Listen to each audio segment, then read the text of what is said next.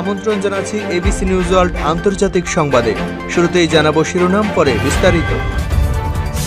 জানিয়ে দিব সর্বশেষ গুরুত্বপূর্ণ আন্তর্জাতিক সংবাদ। আলহামদুলিল্লাহ, এবার নেতানিয়াহুর বিরুদ্ধে গ্রেপ্তারি পরোয়ানা এলে কি করবে ইহুদিবাদী ইসরায়েল?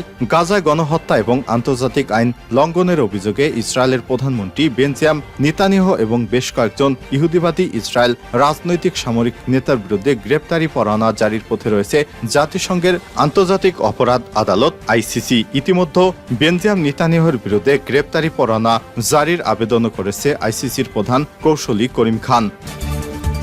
এরপর জানিয়ে দেব, এবার ফিলিস্তিনকে স্বীকৃতি দিতে চান ইসরায়েলি নেতা। ইসরায়েলি বিরোধী নেতা ইয়ার লাপিড ফিলিস্তিনকে স্বীকৃতি দেওয়ার দাবি তুলেছেন। তিনি প্রধানমন্ত্রী ইহুদিবাদী বেঞ্জামিন নেতানিয়াহুকে এ ব্যাপারে পদক্ষেপ নিতে তাগিদ দেন। জানিয়ে দিব, ইরানের পশ্চিমাদের শঙ্কায় কি সত্যি হচ্ছে? ইরানের নতুন খেলা শুরু হয়েছে। ইব্রাহিম রাইসির মৃত্যুর পর দেশটির ক্ষমতার সংঘাত উস্কে দিতে পারে বলে শঙ্কায় ছিল পশ্চিমারা। এখন রাইসির মৃত্যুর সপ্তাহ পেরোনোর আগেই তার আভাস মিলছে। এদিকে ফিলিস্তিনকে স্বীকৃতি ঘোষণা ইউরোপের 3 দেশের। অবশেষে ফিলিস্তিনকে রাষ্ট্র হিসেবে স্বীকৃতি দেওয়ার ঘোষণা দিয়েছে ইউরোপের 3 দেশ। সে দেশগুলো হচ্ছে নরওয়ে, স্পেন এবং আয়ারল্যান্ড। এবং সর্বশেষ জানিয়ে দিব, সৌদির বাদশার শারীরিক অবস্থা জানালেন সৌদির যুবরাজ।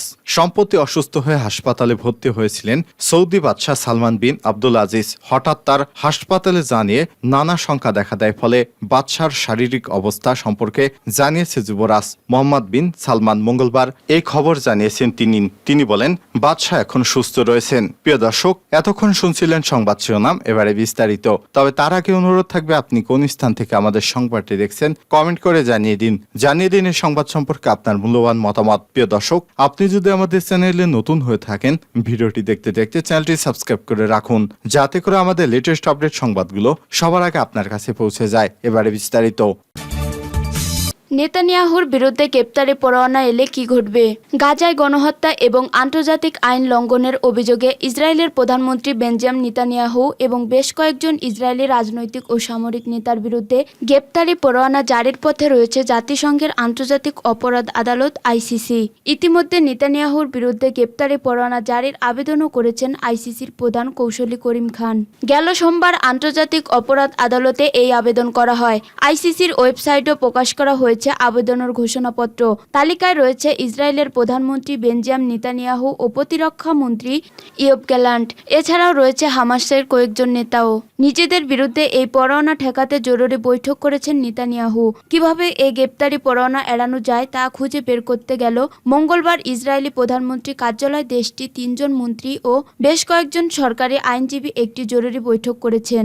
জেরুজালেম ভিত্তিক প্রভাবশালী মানবাধিকার সংগঠন বেতসেলেম বলেছেন, এই পরোয়ানা ইসরায়েলের দ্রুত নৈতিক অবক্ষয়ের প্রতিফলন। আন্তর্জাতিক সম্প্রদায় ইসরায়েলকে এই ইঙ্গিত দিচ্ছে দেশটি আর তার সহিংসতা, হত্যা ও ধ্বংসযন্ত্র জবাবদিহি ছাড়া চালিয়ে যেতে পারবে না। নেতানিয়াহুর বিরুদ্ধে গ্রেপ্তারি পরোয়ানা জারির আবেদনে তীব্র নিন্দা জানিয়েছে ইসরায়েল। বলছে এটি নজিরবিহীন অপমান। একই সুরে কথা বলছেন মার্কিন প্রেসিডেন্ট জো বাইডেনও। ইনিয়ে বিনিয়ে মূলত তেল আবিবকে রক্ষা করতে চেয়েছেন তিনি।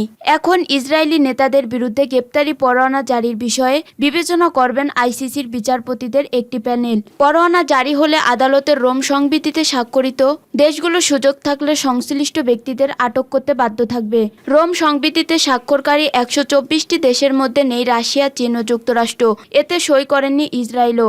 অবশ্য আইসিসি বলেছে, ফিলিস্তিন এই সংবিধিতে স্বাক্ষর করায় গাজা যুদ্ধে সংগঠিত ফৌজদারি অপরাধের বিচার করার এখতিয়ার তার রয়েছে। গ্রেপ্তারি পরোয়ানা জারি হলে ইসরায়েলের সবচেয়ে দীর্ঘমেয়াদী দায়িত্ব পালনকারী প্রধানমন্ত্রী নেতানিয়াহু গ্রেপ্তারের ঝুঁকি এড়িয়ে ঘনিষ্ঠ মিত্র পশ্চিমা দেশগুলোতে সফর করতে পারবেন না। দীর্ঘদিন ধরেই মানবাধিকার সংস্থাগুলো অভিযোগ করে এসেছে, এই যুক্তরাষ্ট্রের নেতৃত্বাধীন পশ্চিমা দেশগুলো ইসরায়েলের আন্তর্জাতিক আইন লঙ্ঘনের বিষয়টি দেখেও না দেখার ভান করছে। এমনকি এক্ষেত্রে তাদের কোনো নিন্দাও জানায় না তারা। এবার ফিলিস্তিনিকে স্বীকৃতি দিতে চান ইসরায়েলি নেতা। ইসরায়েলের বিরোধী দলীয় নেতা ইয়ার লাপিড ফিলিস্তিনকে স্বীকৃতি দেওয়ার দাবি তুলছেন। তিনি প্রধানমন্ত্রী বেঞ্জামিন নেতানিয়াহুকে এ ব্যাপারে পদক্ষেপ নিতে তাগিদ দেন। বুধবার 22শে মে ইউরোপের 3 দেশ নরওয়ে, আয়ারল্যান্ড, স্পেন ফিলিস্তিনকে স্বীকৃতি দেওয়ার ঘোষণার প্রতিক্রিয়ায় তিনি এ দাবি জানান। আনাদোলু এজেন্সির প্রতিবেদনে বলা হয়, ইয়েশ আতিদ পার্টির নেতা ইয়ার লাপিড গত বছর গাজা যুদ্ধ শুরুর পর থেকে তিনি নেতানিয়াহুর সমালোচনায় সরব। বুধবার তিনি বলেন, নেতানিয়াহুর ঘোষণা করা উচিত যে কিছু শর্ত এবং নির্দিষ্ট গ্রান্টির অধীনে তিনি ফিলিস্তিনিকে রাষ্ট্র হিসেবে গ্রহণ করতে ইচ্ছুক। শর্তের একটি হচ্ছে নতুন সেই রাষ্ট্রের সন্ত্রাসবাদের বিরুদ্ধে লড়াইয়ে যোগদান করবে। তবে লাপিড শর্তাবলী বা গ্রান্টি বা প্রস্তাবিত ফিলিস্তিন রাষ্ট্র থেকে সহযোগিতার প্রকৃতি সম্পর্কে সংবাদ সম্মেলনে বিস্তারিত বলতে চাননি। এ সময় তিনি আরও জানান, ফিলিস্তিনকে রাষ্ট্র হিসেবে স্বীকৃতি দিতে নেতানিয়াহুকে বাধা দিচ্ছে জাতীয় নিরাপত্তা মন্ত্রী বেন গভির। উগ্রপন্থী এই মন্ত্রী সরকারকে তা করতে দিচ্ছেন না। লাপিড বলেন, এই সরকারকে দিয়ে সমস্যা সমাধান হবে না। আমাদের নেতানিয়াহু সরকারকে বাড়িতে পাঠাতে হবে এবং একটি কার্যকারী সরকার গঠন করতে হবে। এর আগেও বিভিন্ন সময়ে বিরোধী দলীয় নেতা অভিযোগ করেন, ইসরায়েল ফিলিস্তিন সংঘাত সমাধানে নেতানিয়াহু সরকার ব্যর্থ। ইসরায়েলে হামাসের হামলা ঠেকাতে ব্যর্থতার জন্য তিনি সরাসরি নেতানিয়াহুকে দায়ী করেন। এজন্য তিনি নেতানিয়াহু সরকারের পদত্যাগ দাবি করে আসছেন। বিরোধী দল থেকে ফিলিস্তিনিকে স্বীকৃতির দাবি উঠলেও এ ব্যাপারে কঠোর ইসরায়েল সরকার। বুধবার ইউরোপের 3 দেশ নরওয়ে, স্পেন ও আয়ারল্যান্ড থেকে ঘোষণা আসার সঙ্গে সঙ্গে চরম ক্ষুব্ধ প্রতিক্রিয়া জানিয়েছেন ইসরায়েল। ইসরায়েলের পররাষ্ট্রমন্ত্রী ইসরায়েল কাটোস আয়ারল্যান্ড ও নরওয়েতে নিযুক্ত ইসরায়েলি রাষ্ট্রদূতদের অবিলম্বে ইসরায়েলে ফিরে যাওয়ার নির্দেশ দেন। ইউরোপের 3 দেশ ফিলিস্তিনিকে স্বীকৃতি দিতে ভালো করেননি বলে হুঙ্কার দেন। ইসরায়েলের পররাষ্ট্রমন্ত্রী ইসরায়েল কাটোস এই বিবৃতিতে বলেন, আয়ারল্যান্ড ও নরওয়ে আজ ফিলিস্তিনিদের এবং সমগ্র বিশ্বের কাছে একটি বার্তা পাঠাতে চায়, তারা সন্ত্রাসবাদকে মূল্যায়ন করে। ইসরায়েল বলছে, ইউরোপীয় দেশগুলোর স্বীকৃতি চরমপন্থা ও অস্থিতিশীলতাকে ইন্ধন দেবে এবং তাদের এ কাজ হামাসের হাতে দাবার গুটি তুলে দেবে। পররাষ্ট্রমন্ত্রী আরও বলেন, হামাস ইহুদিদের উপর গণহত্যা চালানোর পরেও, হামাসের দ্বারা যৌথ অপরাধ বিশ্ব প্রত্যক্ষ করার পরও দেশগুলো ফিলিস্তিন রাষ্ট্রকে স্বীকৃতি দিয়ে হামাস ও ইরানকে পুরস্কৃত করছে। ইরানে পশ্চিমাদের সংখ্যায় কি সত্যি হচ্ছে? ইরানে নতুন খেলা শুরু হয়েছে। ইব্রাহিম রাইসির মৃত্যু দেশটিতে ক্ষমতার সংঘাত উস্কে দিতে পারে বলে শঙ্কা জানায় পশ্চিমারা। এখন রাইসির মৃত্যুর সপ্তাহে পড়ানোর আগেই তার আভাস মিলেছে। ধারণা করা হচ্ছিল রাইসি ইরানের পরবর্তী সর্বোচ্চ নেতা হবেন, কিন্তু তার মৃত্যু যেন সেই হিসাব নিকাশ বদলে দিয়েছে।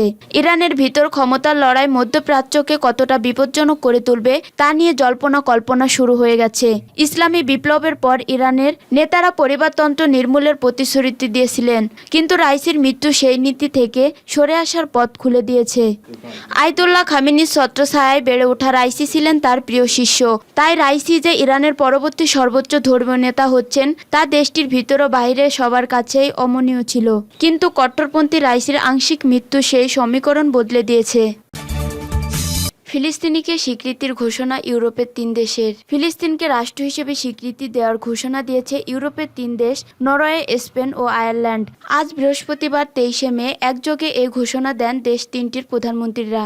দেশ 3টির নেতারা বলেছেন, মধ্যপ্রাচ্য শান্তির লক্ষ্যে ফিলিস্তিনিকে একটি রাষ্ট্র হিসেবে আনুষ্ঠানিকভাবে স্বীকৃতি দেবেন তারা। বুধবার সংবাদ সম্মেলনে নরওয়ের প্রধানমন্ত্রী জোনাস গহর স্টোর বলেছেন, একটি দ্বিরাষ্ট্রীয় সমাধানই সর্বোত্তম পথ। তিনি আরও বলেন, ফিলিস্তিনের স্বীকৃতি না থাকলে মধ্যপ্রাচ্যে শান্তি আসতে পারে না।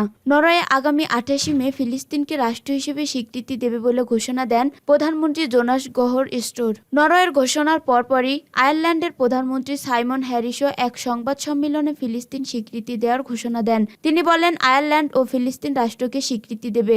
সংবাদ সম্মেলনে আয়ারল্যান্ডের প্রধানমন্ত্রী বলেন, আয়ারল্যান্ড, নরওয়ে ও স্পেন ফিলিস্তিন রাষ্ট্রকে স্বীকৃতি দেওয়ার সিদ্ধান্ত ঘোষণা করেছে। আমরা প্রত্যেকে এখন সেই সিদ্ধান্ত কার্যকর করার জন্য জাতীয়ভাবে পদক্ষেপ গ্রহণ করব।